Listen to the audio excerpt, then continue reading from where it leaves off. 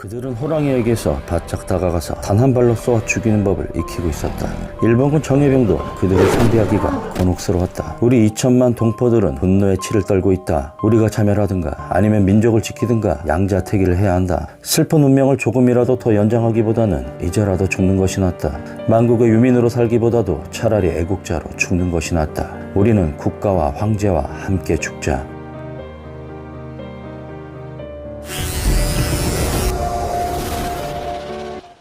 그들은 그저 아무개다. 그 아무개들 모두의 이름이 의병이다.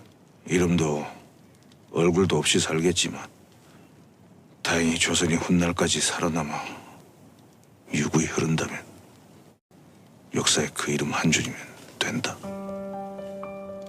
황제는 폐위되었고 군대는 해산되었다. 의기양양한 일본군들은 대궐문과 국내에 버티고 있었고 왕자들은 상투를 잘리고 일본 옷을 입었다. 일본군들은 거리를 누비며 호령했고 백의 민족들은 발걸음조차도 조심스러워해야 했다. 하지만 놀라운 일들이 벌어졌다. 의병이 편성되고 이들은 일본 소수 부대들을 전멸시켰다. 해가 지면 서울의 성벽을 기어넘어 들어와 각지에서 일어나고 있는 봉기의 소식들이 전해졌다. 그러나 이에 대한 대가로 일본군은 온 마을을 유린하고 주민들을 대량 학살하는 가혹한 보복을 했다. 의병들은 대체로 해산된 구식군대와 산간의 사냥꾼들로 구성되어 있었다. 서울에서 동쪽으로 8, 90마일 떨어진 산간지방에 유명한 호랑이 사냥꾼들도 의병의 이름으로 합류했다. 이들의 무기는 구형의 격발총으로 총씨는 길고 방아쇠는 길이가 8인치 되는 노쇠로 되어 있었다. 그들 가운데 대부분은 어깨에 총을 걸고 쏘는 것이 아니라 옆구리에 늘어뜨리고 쏘았지만 빗나가는 법이 없었다. 그들의 낡은 구형 총은 장탄하는데 시간이 많이 걸려 1회 공격에 한 발밖에는 쏠 수가 없기 때문에 호랑이 사냥꾼들은 첫 발에 실수하면 죽는다.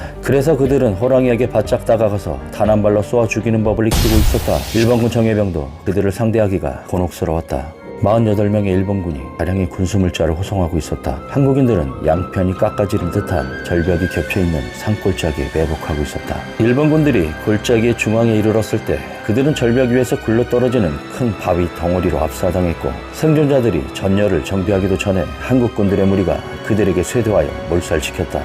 이 얘기를 듣노라면 나폴레옹에게 항쟁했던 티롤 민족의 옛일이 생각난다. 곳곳에서 승전의 소식이 서울로 은밀히 전달되었고 일본군들은 지방으로 계속해서 파병되었다. 조선 주둔 사령관 하세가와 요시미치는 한국인에게 포고했다. 충성스럽고 애국적인 체하며 스스로를 의병이라 일컫는 이 몰지각한 무리들은 충성과 반역을 구분 못하고 백성들의 마음을 흔들어 놓고 폭동을 선동한다. 이 폭도들은 내외 양민을 살해하고 그들 약탈하고 관청과 민가를 불태우고 통신수단을 폭파하는 범죄를 저지르고 있다. 그들을 체포하거나 정보를 제공하면 상금을, 그들에게 가담하거나 그들을 숨겨준다면 또 폭동이 발생한 마을 전체는 가혹한 벌을 받을 것임을 엄중히 경고한다. 한국인들의 성명서. 우리 2천만 동포들은 분노의 치를 떨고 있다. 우리는 그들의 집을 불태우고 그대들의 머리를 자를 것이다. 우리는 그들의 몸을 2천만 가닥으로 찢어 우리 2천만 동포가 씹도록 할 것이며 그대들의 피를 2천만 잔으로 나누어 우리 2천만 동포가 마시도록 할 것이다. 우리가 그대들의 살을 씻고 피를 마셔도 시원치 않을 것이다. 우리 민족의 인구는 2천만 명이며 늙고 병든 무리나 어린아이를 제외하고도 1천만이 넘는다. 오늘날 한국에 주둔하고 있는 일본군은 8천여 명을 넘지 못한다. 그들의 무기가 아무리 고성능이라 할지라도 한 명의 일본인이 어찌 1,000명의 한국인을 죽일 수 있을 것인가? 우리들은 날짜를 정해 그대들을 공격할 것이다. 우리들 가운데 몇몇 사람은 거지나 상인으로 가장하여 서울로 들어갈 것이다. 우리는 철도를 폭파하고 항구를 불태울 것이며 진고개를 쳐부수고 이토 히로부미와 모든 일본인을 죽이고 이완용과 그 주구들을 몰살할 것이며 폐하를 배신한 역도들을 단 한 명도 살려두지 않을 것이다. 우리는 좋은 무기를 갖고 있지 않지만 우리의 충성심을 끝까지 버리지 않을 것이다. 우리는 일본군의 신식 무기에 대항할 수 없을 것이지만 우리는 외국 영사들에게 파병을 요청할 것이다. 그렇지 못할 바에야 차라리 함께 죽자. 일본을 쳐부수자. 그리고 어쩔 수 없다면 우리는 국가와 황제와 함께 죽자. 우리에게는 그 길밖에는 아무것도 없다. 황제와 우리 형제들이 이토와 이완용과 그의 주구들의 그 지긋지긋한 정책에 따라 죽을 것이 확실할 바에야 슬픈 운명을 조금이라도 더 연장하기보다는 이제라도 죽는 것이 낫다. 만국의 유민으로 살기보다도 차라리 애국자로 죽는 것이 낫다. 우리가 자멸하던가 아니면 이 민족을 지키든가 양자택일을 해야 한다. 우리가 죽고 사는 것은 작은 일이지만 우리가 우리 민족을 위해 일할 것인가 아니면 배신할 것인가를 당장에 결심한다는 것은 중요한 문제이다.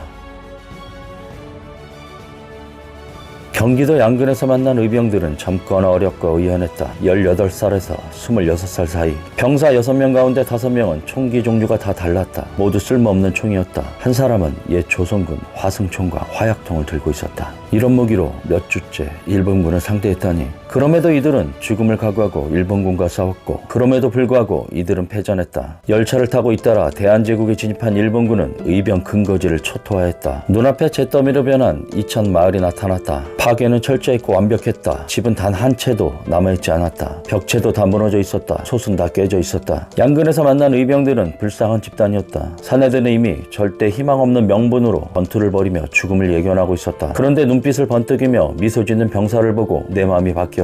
가련하다고? 아니었다. 최소한 그 미소와 눈빛은 애국심의 전형을 보여주고 있었다. 이 어린 의병들은 이렇게 말했다. 우리는 언젠가 죽겠지요. 그러나 좋습니다. 일본의 노예가 되어 사는 이보다는 자유민으로 죽는 것이 훨씬 낫습니다.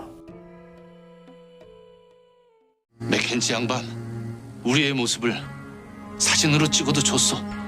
아마 이 사진이 유일한 의병 사진이 될 겁니다.